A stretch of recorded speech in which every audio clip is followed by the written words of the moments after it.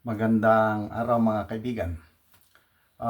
Gusto kong magbigay ng reaksyon tungkol sa mga pasabog ni Congressman Marcolita laban sa COMELEC.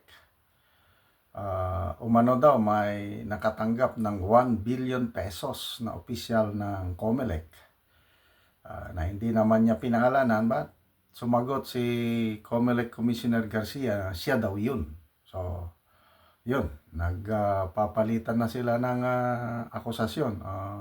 Pakinggan natin itong balita ng UNTV. After that, magbigay ako ng reaction. Ito po natin paikot-ikutin. Ako po yung nire-refer doon. 2 linggo na po kami may informasyon. Actually po nakaplano yung demolition job laban sa COMELEC.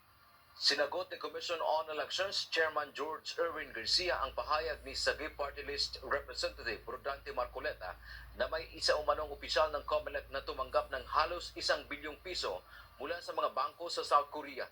Ayon kay Chairman Garcia, wala nang iba kundi siya ang pinatutungkulan ng aligasyon. Sa press ko ni Marcoleta kanina, ipinakita ng mambabatas na ipinadala umano ang pera sa 49 na offshore bank accounts tulad sa Singapore, Amerika, China at iba pa. Ang nakapagtataka pa niya rito ay batay sa kanyang sariling konklusyon, iisang tao o COMELEC official lang ang pinupuntahan ng pera. If the money involved here is not so huge, well, first of all, why do you need 49 banks? Offshore accounts. Are you supposed to move sizable amounts of money globally? Kaya kailangan mo ito. The most intriguing part here, ladies and gentlemen, is that these accounts are traceable to one COMELEC official. Ngunit nang tanungin ang mambabatas kung naberipika na ba nila ang nasabing impormasyon, Ayaw po nating sabihin ang pangalan kasi nga it's unfair naman na sabihin natin ang pangalan while we're still in the process of verifying this. binigyang diin naman ni Garcia, sana bago man lang inihayag sa publiko ay naberipika muna. Hindi simple ang maaring resulta nito sa kabuuan ng institusyon.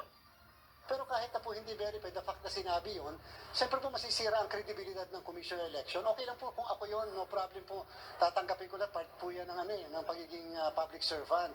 Pero wag naman po sana yung institusyon kasi pinaghihirapan po ng napakadaming tao. Nilinaw din nito na wala man lang siyang visa o hindi man lang siya nakapunta sa mga nabanggit na lugar. Bago pa man anya ihayag ni Marcoleta ang isyo kanina, sumulat na siya sa National Bureau of Investigation kahapon para paimbestigahan kung sino ang nasa likod nito. Handa rin siyang mag-issue ng waiver para pabuksan kung matrace ang mga account na ito. Baka pwede imbestigahan kung totoo yung mga akusasyon laban sa akin. Number 3, nag-i-issue ako ng waiver sa alleged account sa lahat ng naandun sa listahan. Kung akin yon, marapat na tingnan, buksan, at alamin kung talaga bang may tunay na account, number 1, number 2, anong history ng account na yan, at kung ano yung laman yon, kung sino may gusto, kanila na po yung lahat. Sa huli, sinabi ni Garcia na may nakaplano ng demolition job o paninira laban sa COMELEC. Alam na rin anya nila kung sino ang nasa likod nito. Huwag nila akong i-compel sa mga susunod na araw, sabihin ko rin lahat yung nalalaman ko. Huwag naman po sana natin isirain yung kredibilidad ng eleksyon. Kawawa naman po ang sambayan ng Pilipino. Dadamento UNTV News and Rescue. Diyos. Okay, so yun po. Kasama na po ito sa ingay politika kasi malapit na ang 2025 elections. So yun, sinasabi ni COMELEC Commissioner Garcia yung kredibilidad ng COMELEC as an institution. So, ang tanong,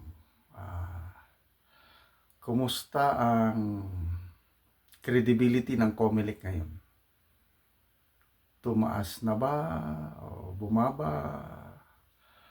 Ako may personal dati wala na akong tiwala sa electoral process natin matagal na hindi ako bumoto.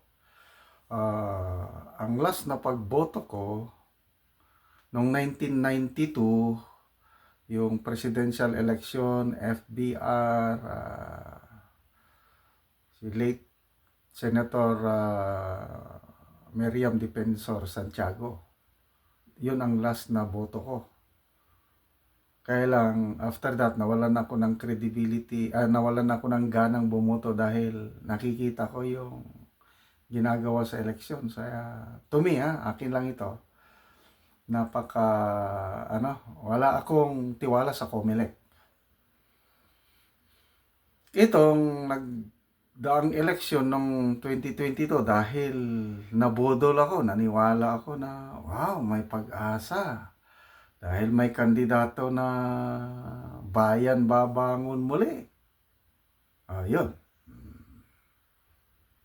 Nagrehistro ulit ako at bumoto. Akala ko, bayan babangon muli.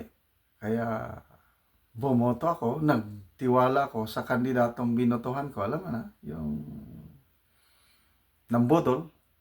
Only to find out ngayon, wala. Kaya, I don't know kung boboto pa ba ako ngayong susunod na election 2025. Lalo na yung aligasyon ni Attorney Glenn Chong, yung paulit-ulit niyang sinasabi na si hindi pa First Lady noon, Liza Araneta Marcos ay 3 beses nakipag-meeting sa opisyalis ng Smart Magic. So, kung hindi totoo yun, dapat sana kinasuhan na ng ang dami mong pwedeng ikaso kay yun ang challenge ni Attorney Glenn Chong, ikasuhan siya. Kasi very, very damaging yung akusasyon ni Attorney Glenn Chong. Bakit tahimik ang tahimik ang Malacanang sa akusasyon na yun? Isa pa yung may Senate hearing tungkol sa COMELEC. Tapos kita mo umiiwas pati si Senator Amy paiwas sa mga tungkol sa mga akusasyon against COMELEC, yung alleged na dayaan ng eleksyon favoring a certain candidate. So, yun po. So, ito, I don't know, si Congressman Marcoleta, to me, isa siya sa mga matatapat na lawmaker. So, I don't know kung saan niya nakuha yung informasyon na yon, at I don't know how will it prosper. Okay? So, wag tayong basta maniwala naman kaagad yung mga ganyan dahil allegation pa man lang. Ganyan din ang nangyari kay Attorney Vic Rodriguez na ilan yun? 69 offshore accounts. Ang dami, billions of pesos ang kinurakot ni Attorney Vic. Allegedly, noong panahon ng kampanyahan, binulsa daw yung campaign funds. Ngayon, alam na natin ang katotohanan. Demolition job lang pala yun. So, walang nangyari sa walang kinasuhan. So, the same manner ito, sinasabi ng COMELEC Commissioner na demolition job sa kanya.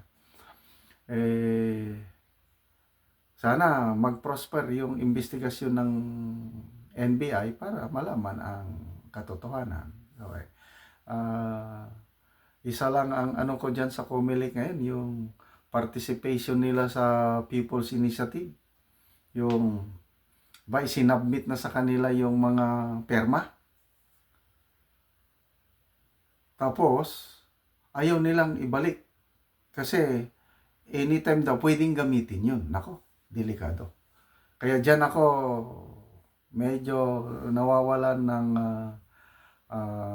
tiwala sa COMELEC dahil yung mga perma na yun is karamihan yun. May halong deception dahil promise ayuda lang pinapirma dahil sa bigas, dahil hindi na ipaliwanag yung purpose bakit nagpirma ang mga kababayan nating kapuspalat. Pumirma lang dahil nangangailangan sila ng tulong. Tapos nandyan na sa COMELEC, ayaw nilang ibalik. Kasi anytime pwede daw gamitin. Nako. Kaya wag pa tayong pasisigurado sa People's Initiative or Charter Change, kung ngayong Congress nito, 19 Congress, hindi na magpa-prosper, baka next Congress, kung maraming manalong senador, congressman na pabor sa administrasyon, palagay ko, uulitin nila yan at yan, dapat maging mapagbantay tayo. Kasi gusto nila na nagbanggit ng Pangulo, ang gusto niya by 2025 midterm election, isasabay na rin yung plebisito para sa charter change. So, good luck sa mga pasabog ni Congressman Marcolita. Sana malaman natin ang katotohanan tungkol sa bagay na ito.